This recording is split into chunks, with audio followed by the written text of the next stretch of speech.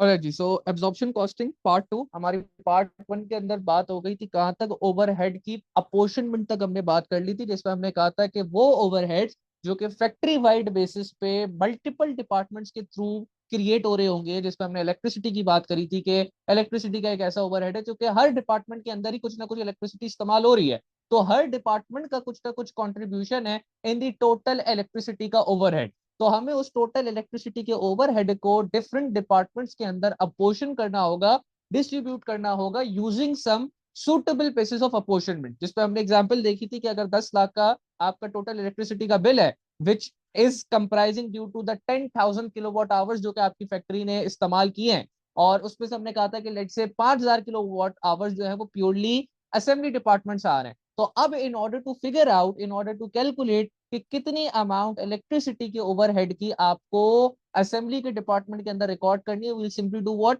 मैं कहूंगा total electricity की कॉस्ट 10 लाख थी, मल्टीप्लाइड बाय 5,000 किलोवाट आवर्स जो कि असेंबली डिपार्टमेंट इस्तेमाल हुए, डिवाइडेड बाय 10,000 किलोवाट आवर्स जो कि total number of kilowatt hours है जो कि पूरी फैक्ट्री में इस्तेमाल हुआ है, and the answer that I will get is going to be 5 lakh rupees और 5 लाख डॉलर्स, जो कि रिप्रेजेंट करेगा कि भाई असेंबली डिपार्टमेंट ने 5 लाख की इलेक्ट्रिसिटी कंज्यूम की है, तो असेंबली डिपार्टमेंट के अंदर हम फिर इलेक्ट्रिसिटी की कॉस्ट कितनी डिस्ट्रीब्यूट कर देंगे, 5 लाख उधर रिकॉर्ड कर देंगे, और बाकी डिपार्टमेंट्स में भी सिमिलरली जितना जितना उन्होंने किलोवाट आवर्स को इस्तेमाल किया होगा उस बेसिस पे हम उन डिपार्टमेंट्स के अंदर इलेक्ट्रिसिटी कॉस्ट को अपोर्शन कर देंगे। Then the second step is going to be, जिसको हम कहते हैं अपोर्शनमेंट के दो स्टेप है।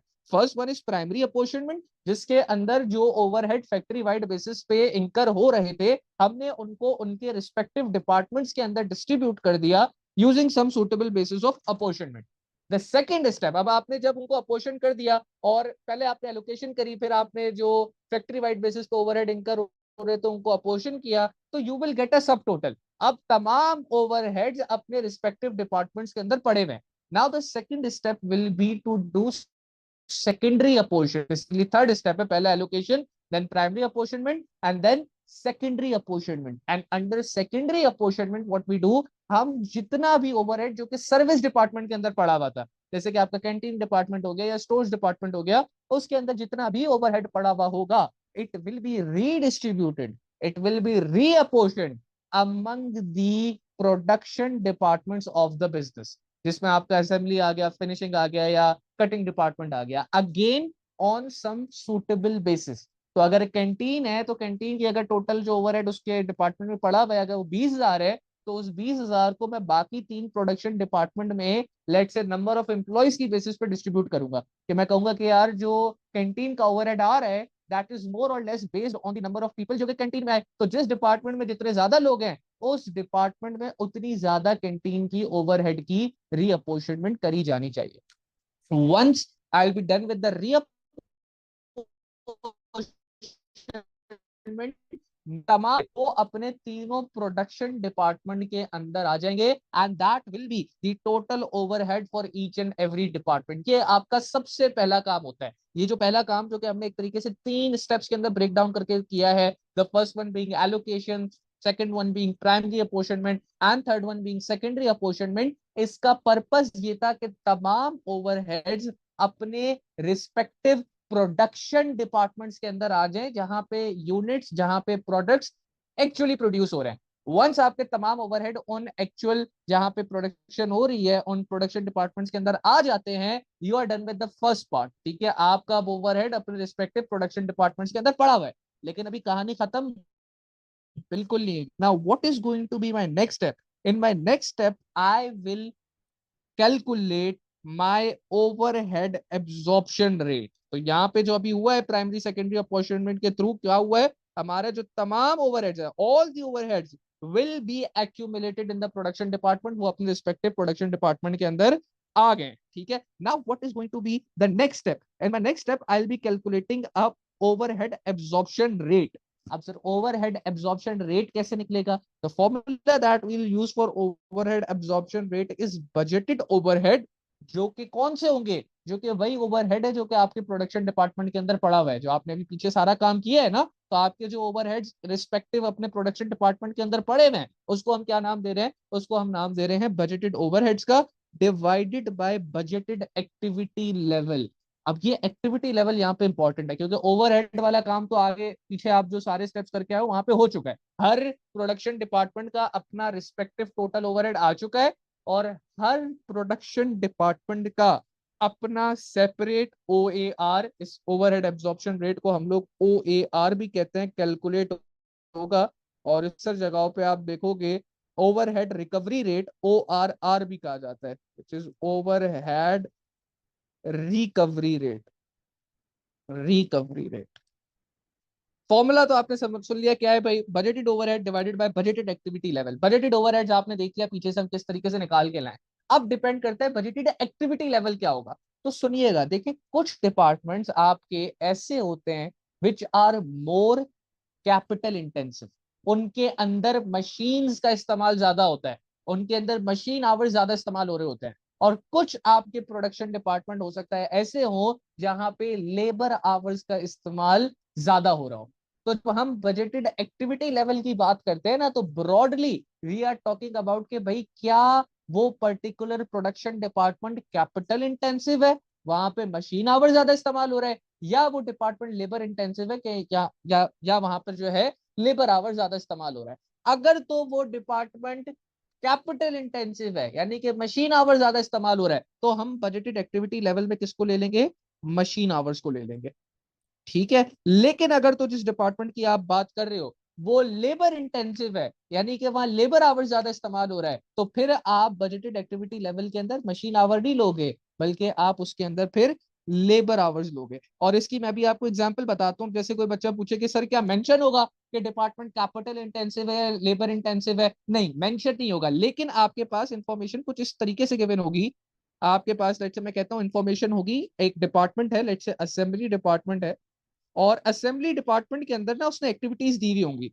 अब देखो, व्हेन आई से कि a department is capital intensive और if it is labour intensive, I don't mean कि उसके अंदर सिर्फ लेबर ही इस्तेमाल हो रहा है, नहीं भाई, मशीन भी इस्तेमाल हो रही होगी। बट द फैक्ट कि अगर वो लेबर इंटेंसिव है, तो the number of labour hours which will be utilized in that particular department are going to be comparatively much more than the machine hours which are going to be utilized in that particular department. तो let's say assembly department की activity level दिया हुआ है, पहले आपके पास machine hours given है, ठीक है, और machine hours में लिखा हुआ है कितना? 500 घंटे, 500 hours।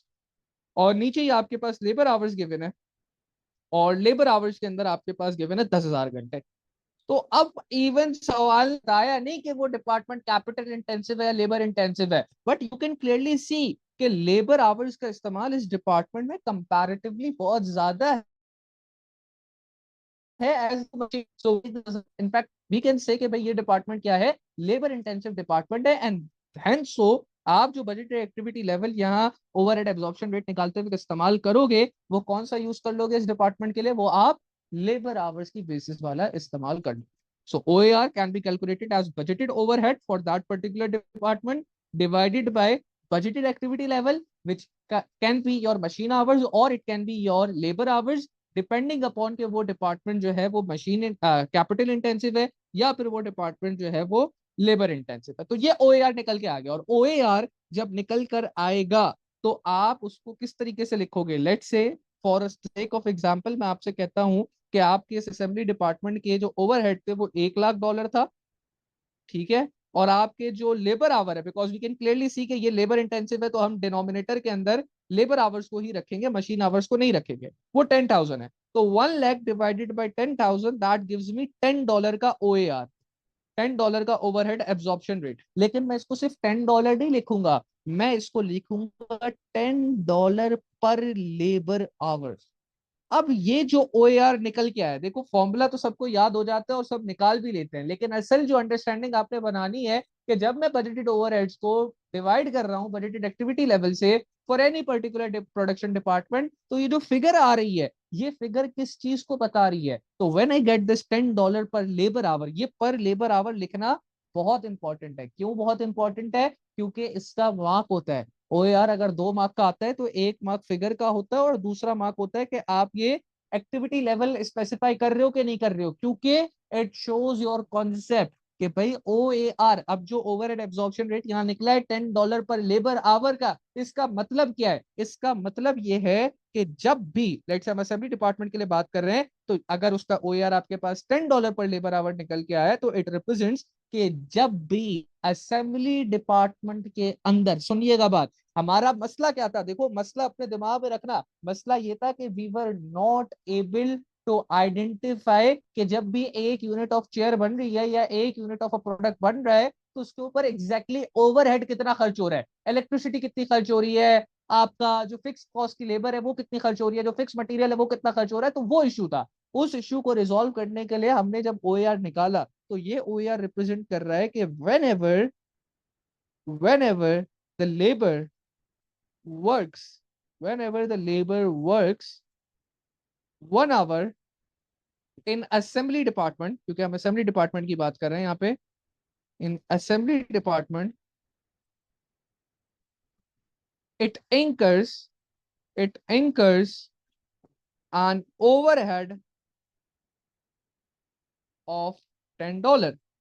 इसका मतलब ये हुआ कि जब जब लेबर 1 घंटा असेंबली डिपार्टमेंट में काम करेगा, आपके असेंबली डिपार्टमेंट का $10 का ओवरहेड इंकर होने लग जाएगा। तो अब सुनिएगा, अगर मैं आपसे कहूं कि एक आउटपुट बनाने के लिए, क्योंकि देखो मसला, असल चीज है मसला कैसे रिजॉल्व हो रहा है। एक यूनिट बन रहा था, मैं कहता हूँ जो एक यूनिट बन रहा था, आपको नहीं पता था कि उसकी जो फिक्स कॉस्ट है, जो ओवरहेड कॉस्ट है, वो पर यूनिट पे कितनी है, लेकिन आपको ये तो पता था ना कि एक यूनिट बनाने के लिए लेबर आवर कितना लग रहा है। सो लेट्स से मैं कहता हूँ अगर वो एक यूनिट बनाने के लिए आपका 2 लेबर आवर 2 आवर्स लग रहा था, एक यूनिट बनाने के लिए, मैं ये भी प्योरली हाइपोथेटिकल, सिर्फ आपको ये समझाने के लिए कि how absorption costing solves the problem of distributing and allocating overhead, जिस सिर्फ समझाने के लिए मैं आपको समझा रहा हूँ, बात कर रहा हूँ ये वाली। तो एक यूनिट बनाने के लिए मैं कहता हूँ अगर 2 लेबर आवर लग रहे थे, और आपने अब कहा कि यार ये एक लेबर आवर जब इस्तेमाल हो रहा है, तो हमारा ओवरहेड कितने का इंकर हो रहा है? $10 का इंकर हो रहा है। तो अगर एक प्रोडक्ट बनाने के लिए 2 लेबर आवर्स लग रहे हैं,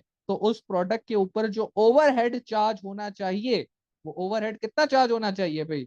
एक लेबर आवर का $10 है, तो 2 लेबर आवर का 2 × 10, $20 is going to be the overhead rate या overhead charge that will be included in the cost of product as a overhead, as a fixed cost। तो मसला क्या था? मसला ये था कि we were not able to identify कि यार इस पर्टिकुलर प्रोडक्ट को जो मैं बना रहा हूँ, इस एक चेयर को, उसके एक यूनिट के ऊपर मैं कितना ओवरहेड, कितना इलेक्ट्रिसिटी डालूं, कितना यूटिलिटी बिल्स का खर्चा डालूं, कितना जो है रेंट का खर्चा डालूं। लेकिन in order to resolve that problem हमने क्या किया? हमने तमाम ओवरहेड्स को डिफरेंट प्रोडक्शन डिपार्टमेंट के अंदर डाला, हर प्रोडक्शन डिपार्टमेंट का एक डिफरेंट रेट निकाला, और हमने उस रेट को इस्तेमाल करते हुए कहा कि भाई now since we have the rate, rate क्या बता रहा था? लेट्स से अगर $10 पर लेबर आवर का आया है सिर्फ और सिर्फ आपके असेंबली डिपार्टमेंट के लिए, तो ये शो कर रहा है कि जब जब लेबर 1 घंटा असेंबली डिपार्टमेंट के अंदर काम कर रहा है, it is creating an overhead or it is incurring the overhead of $10 per hour। तो अब आपके अगर एक यूनिट बनने में असेंबली डिपार्टमेंट के अंदर उस यूनिट को या उस प्रोडक्ट को 2 घंटा लग रहा है ऑफ लेबर आवर, तो टोटल ओवरहेड जो कि उस प्रोडक्ट के ऊपर चार्ज किया जाएगा, वो कितना चार्ज किया जाएगा? 2 × 10 करके 20 करके चार्ज किया जाएगा। अच्छा, अब आप कहोगे सर डिफरेंट डिपार्टमेंट्स होंगे, तो भाई हर डिपार्टमेंट के अंदर कुछ ना कुछ पोर्शन ऑफ ओवरहेड उस पर्टिकुलर प्रोडक्ट पे चार्ज किया जा रहा होगा।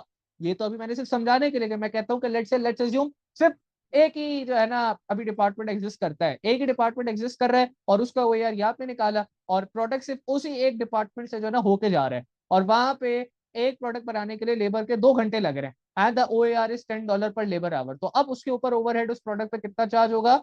एक लेबर आवर का $10 ओवरहेड था, तो 2 लेबर आवर की बेसिस पे उस प्रोडक्ट पे $20 का, $20 का ओवरहेड चार्ज इंक्लूड किया जाएगा। और ये जो मैंने अभी काम किया ना 2 × 10 करके, कि भाई एक प्रोडक्ट के ऊपर ओवरहेड चार्ज कितना किया जाएगा, इसको हम लोग कहते हैं ओवरहेड एब्जॉर्ब। क्या कहते हैं? ओवरहेड एब्जॉर्ब, जिसका आसान वर्ड आप चार्ज भी कह सकते हो, लेकिन technical word that we'll be using is overhead absorb.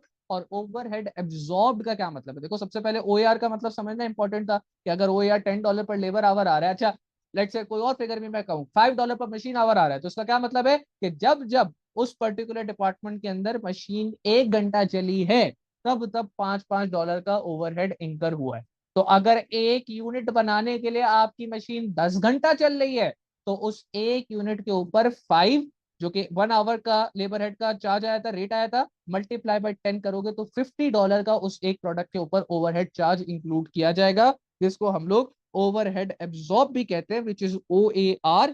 कि आपका रेट क्या है, जो कि पर लेबर आवर भी हो सकता है, पर मशीन आवर भी हो सकता है, multiplied by the actual activity level के एक्चुअल में बिजनेस ने प्रोडक्ट बनाते वक्त या उस यूनिट को प्रोड्यूस करते वक्त कितनी एक्टिविटी को इस्तेमाल किया है of labor hours or of machine hours, and the amount that you get as overhead absorbed is the amount of overhead which will be included while making your costing statement. जब आप एक product की costing statement बना रहे हो तो you have first of all recorded all the direct cost का total क्या, प्राइम कॉस्ट आ गई, प्राइम कॉस्ट के बाद the next step that you will do is to absorb the overheads. हर डिपार्टमेंट का ओवरहेड उस प्रोडक्ट के ऊपर एब्सॉर्ब किया जाएगा, डिपेंडिंग अपॉन कि उस प्रोडक्ट ने किन किन डिपार्टमेंट्स के अंदर कितना कितना घंटा गुजारा है, और उसकी बेसिस को हम क्या करेंगे, ओवरहेड एब्सॉर्ब कराते जाएंगे। तो भाई सबसे पहला स्टेप जो हमारा था वो तो था कि हम टेबल बना के सारा का सारा जो ओवरहेड है उसको पहले एलोकेट करेंगे, अपोर्शनमेंट होगी, अपोर्शनमेंट में पहली प्राइमरी अपोर्शनमेंट, फिर सेकेंडरी अपोर्शनमेंट, एंड कंक्लूजन ये होगा उस चीज का कि आपके जो तमाम ओवरहेड्स हैं वो अपने प्रोडक्शन डिपार्टमेंट्स के अंदर आ जाएंगे। Then for each production department we will calculate an OAR, we will calculate an overhead absorption rate, जो कि हमें ये रिप्रेजेंट करेगा कि जब जब इस डिपार्टमेंट के अंदर 1 घंटा लेबर आवर ने या 1 घंटा मशीन आवर ने काम है तो तब तब कितने डॉलर का ओवरहेड इंकर हुआ है। Afterwards we will do overhead absorb, we will calculate overhead absorb कि अब एक यूनिट के ऊपर, एक प्रोडक्ट के ऊपर कितना ओवरहेड जो है वो एब्जॉर्ब कराना चाहिए।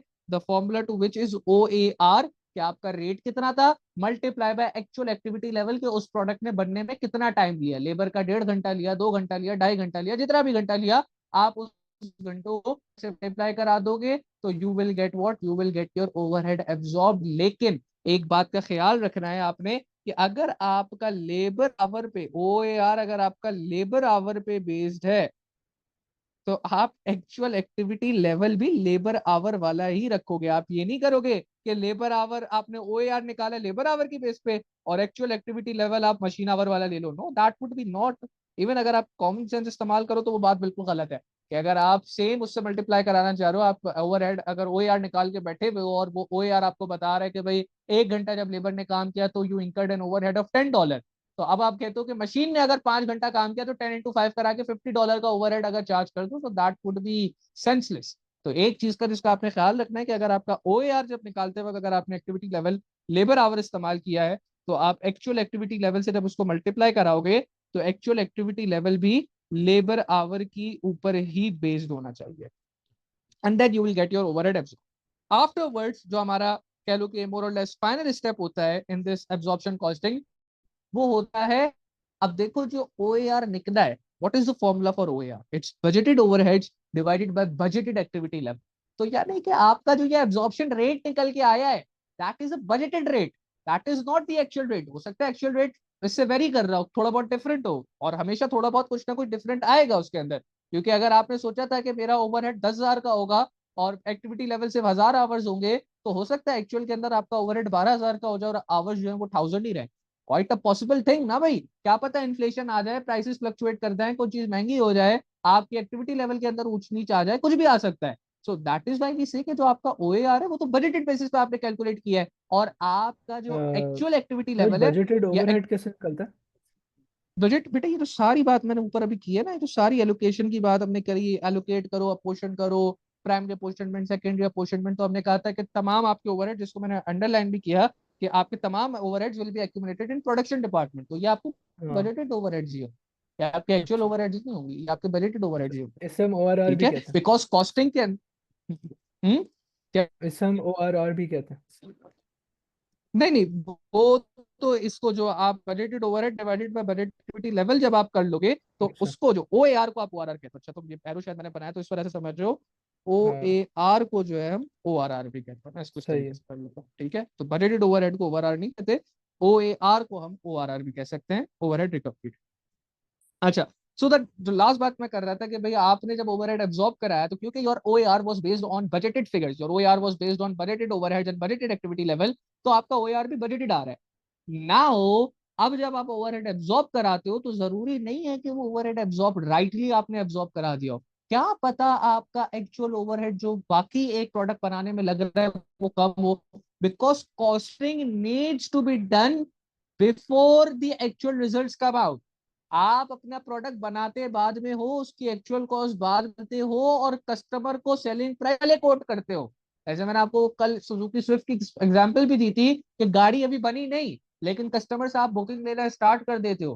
भाई कस्टमर से पैसा आएगा, उसी की बेसिस पे तो प्रोडक्शन स्टार्ट करोगे। एक गाड़ी बनाना कोई मजाक बात थोड़ी है। अगर आप 5,000 गाड़ी बनाने लग जाओ तो बहुत पैसे लगेंगे। तो आपको कस्टमर को सेलिंग प्राइस एडवांस में कोट करनी है, और उस एडवांस में सेलिंग प्राइस कोट करने के लिए without even like making the actual product, without even knowing the actual cost, आपको क्या करना है, आपका सारा काम will be based on the budgets, आपकी सारी costing on the budget. And that's what we, जब हम डिफरेंस पढ़ रहे थे तो हमने एक मेजर डिफरेंस क्या पढ़ा था कॉस्टिंग के अंदर, कि कॉस्टिंग हमारी होती है फॉर डिसीजन मेकिंग, कि हमें क्या करना चाहिए, जबकि फाइनेंशियल अकाउंटिंग होती है on the data that has already been obtained, जो ट्रांजैक्शन हो गई है उसकी बेस पे होती है, while costing is done purely on the forecast, it is done purely on the budgeted amounts, कि भाई मुझे ये लगता है कि ये होगा। सो दैट इज वाई, चलो कहने का मकसद है कि अब आपका जो ओवरहेड एब्जॉर्ब होगा वो क्या पता, आपने लेट से एक प्रोडक्ट के ऊपर लगाया हुआ, आपने एक गाड़ी बनाई, उस गाड़ी के ऊपर आपने लगाया हुआ है कि यार हमारा ओवरहेड 2 लाख रुपए का आ रहा है, जबकि हो सकता है एक्चुअल ओवरहेड आपका 5 लाख रुपए का आ जाए, क्योंकि बजटेड ओवरहेड फ्लक्चुएट कर सकता है। मैंने आपको लॉजिक भी बताया कि प्रति फ्लक्चुएशन आ जाए, एक्टिविटी लेवल की फ्लक्चुएशन आ जाए, कोई भी फ्लक्चुएशन आ जाए,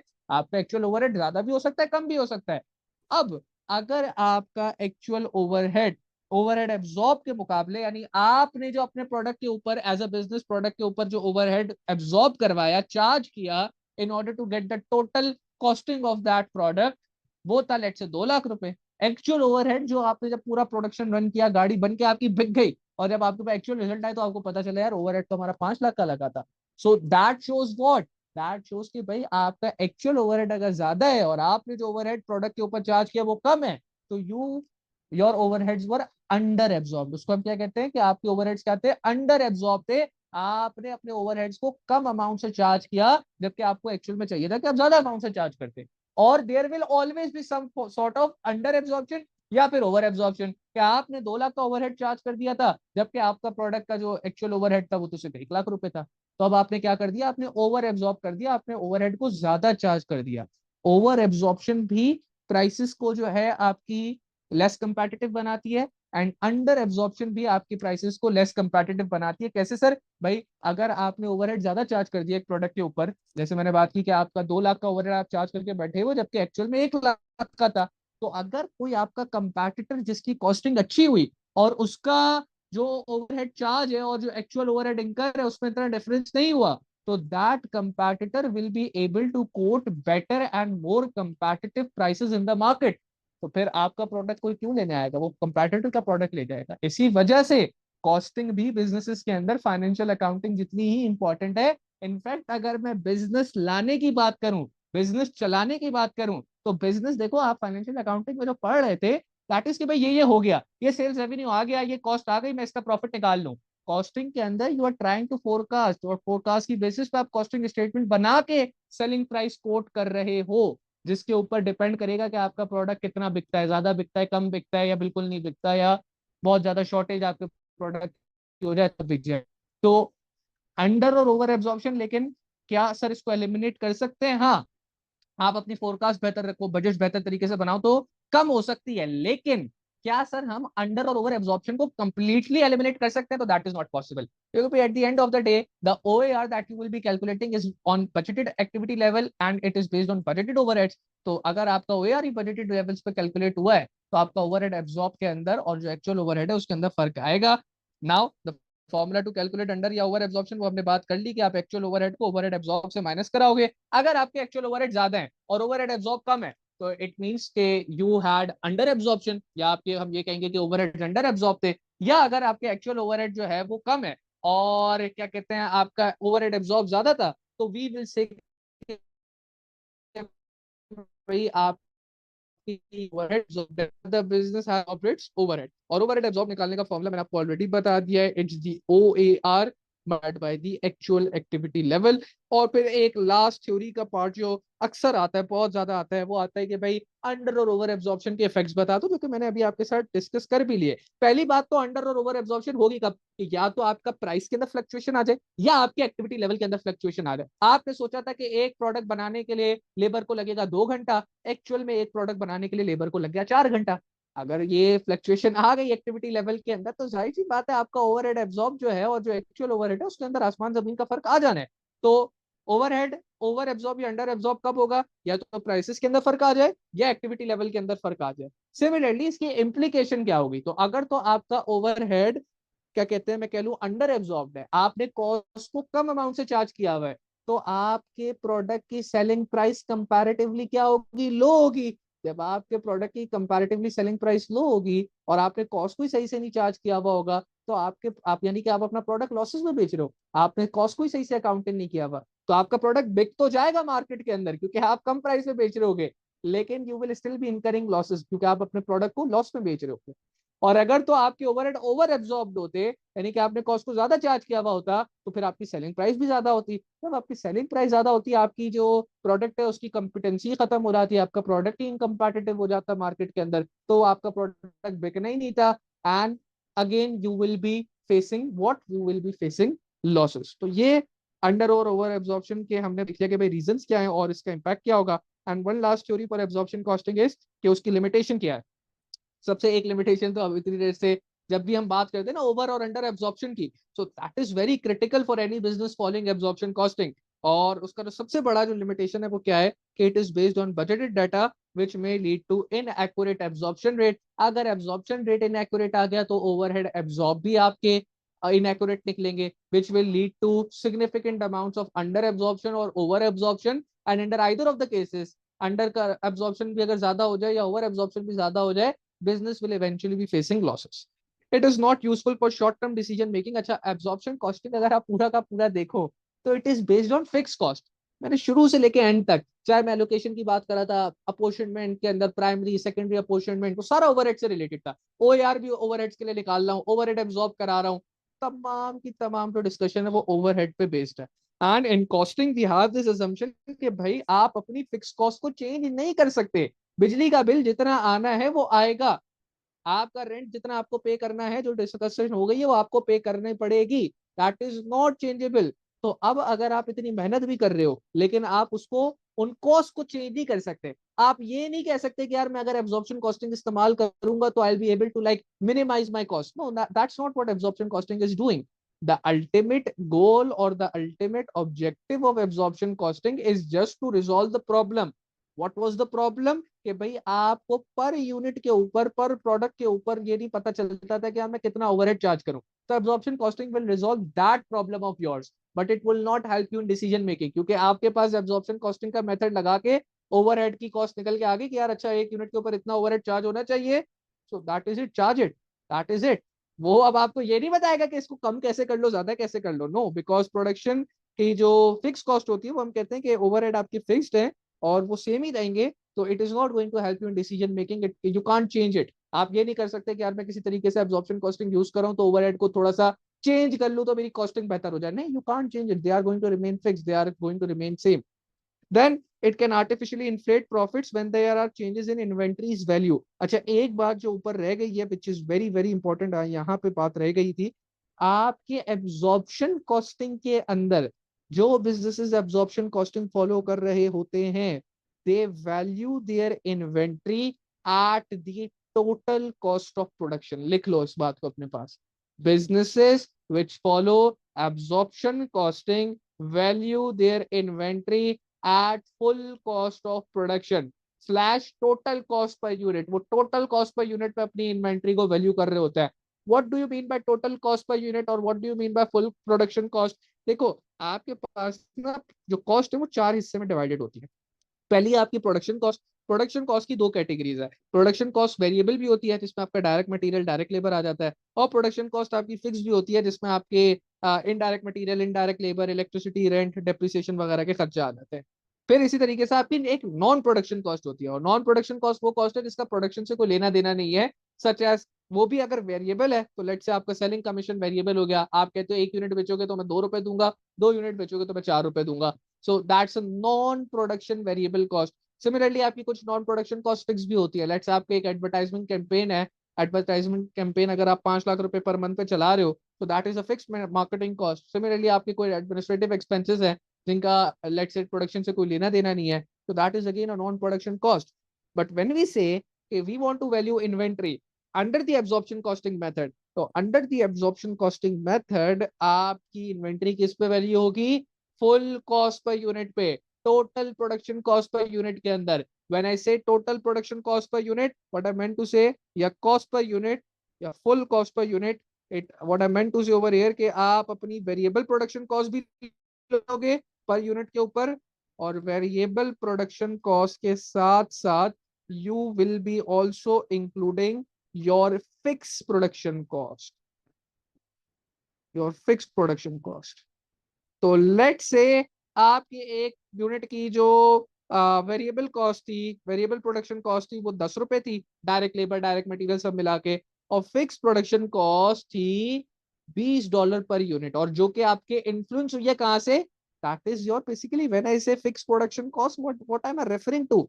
आई am referring to overhead absorb, कि एक यूनिट के ऊपर मैं कितना ओवरहेड एब्जॉर्ब करा रहा हूँ, that is my fix production cost ना, राइट? एक यूनिट के ऊपर, जैसे आप यहाँ एग्जांपल मैंने दी थी कि भाई ये रही कि अगर एक यूनिट बनाने के लिए 2 लेबर आवर लग रहा है, तो उस यूनिट के लिए मैं कहूंगा कि मेरा ओवरहेड एब्जॉर्ब या ओवरहेड चार्ज कितना है? $20 है। तो उस $20 को यहाँ क्या करो, उस $20 को यहाँ इंक्लूड करो, because that is the cost और that is the overhead that you are incurring on producing 1 unit. तो that is what should be included. But अभी हमने बात करी कि यार ओवरहेड जो एब्जॉर्ब होगा, ठीक है, ये बात समझ आती है ना कि जब आप इन्वेंट्री को वैल्यू करोगे अंडर कॉस्टिंग, तो you will have to take full cost per unit which is your variable production cost plus your fix production cost. Fix production cost is going to based on your overhead absorb, जो भी overhead absorb की amount है वही आपकी fix production cost है per unit.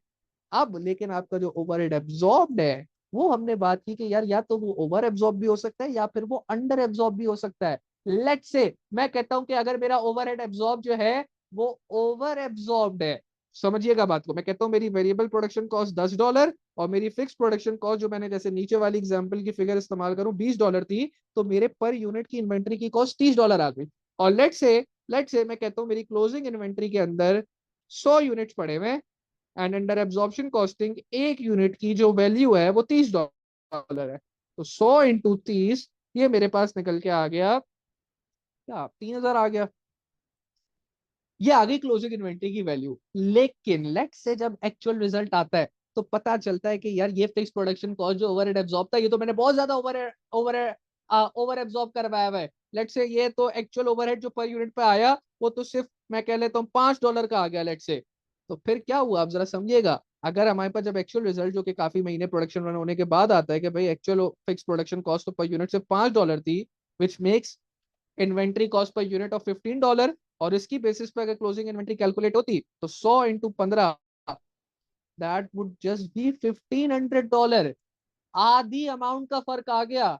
अब अगर तो क्योंकि बिजनेस ने एब्जॉर्प्शन कॉस्टिंग यूज किया है और उसकी बेसिस पे उसने अपनी इन्वेंट्री को इस वैल्यू पे रिकॉर्ड कर दिया है, क्लोजिंग इन्वेंट्री को, that is it, that is not changeable regardless of the fact आपका एक्चुअल रिजल्ट क्या आता है। You have recorded in your absorption costing statements कि भाई ये हमारी क्लोजिंग इन्वेंट्री की ये वैल्यू है। अब अगर तो तुम इसी इन्वेंट्री की वैल्यू को चला देते तो कहना इससे that it will in artificially inflate profits. क्यों सर आर्टिफिशियली इन्फ्लेट प्रॉफिट्स क्यों? क्योंकि भाई हमें पता है कि अगर क्लोजिंग इन्वेंट्री के अंदर जो ओवरहेड एब्जॉर्ब का एलिमेंट बढ़ा दोगे अगर, तो क्लोजिंग इन्वेंट्री की कॉस्ट बढ़ जाएगी। क्लोजिंग इन्वेंट्री की कॉस्ट बढ़ जाएगी तो कॉस्ट ऑफ सेल माइनस हो जाए, कम हो जाएगी। कॉस्ट ऑफ सेल कम हो जाएगी तो प्रॉफिट क्या हो जाएगा? प्रॉफिट इन्फ्लेट हो जाएगा। सो that is another limitation of using absorption costing while valuing inventory. और ये इन्वेंट्री वैल्यूएशन वाला पार्ट बहुत इंपॉर्टेंट है, ये हमने किया एंड में, लेकिन ये है बहुत इंपॉर्टेंट बिकॉज थ्योरी के अंदर बहुत ज्यादा टेस्ट होता है और इसी बेसिस पे टेस्ट होता है जो अभी हम पॉइंट्स पढ़ रहे हैं। Not helpful in managerial decision, ये हम ऑलरेडी ऊपर बात कर चुके हैं कि भाई डिसीजन मेकिंग में काम नहीं आता। It is complicated to calculate overhead absorption rate and adjust it for over and under absorption, या बिकॉज ऑब्वियसली स्टेप्स ज्यादा है, तो it is going to be time taking as well. और थोड़ा सा जो बंदा अगला कर रहा है अगर तो वो एक्सपर्ट नहीं है तो क्वाइट पॉसिबल कि he will and up making a blunder और समथिंग। और यहाँ पे आपका absorption costing including all the theories conceptually क्या हो गया, कंप्लीट हो गया।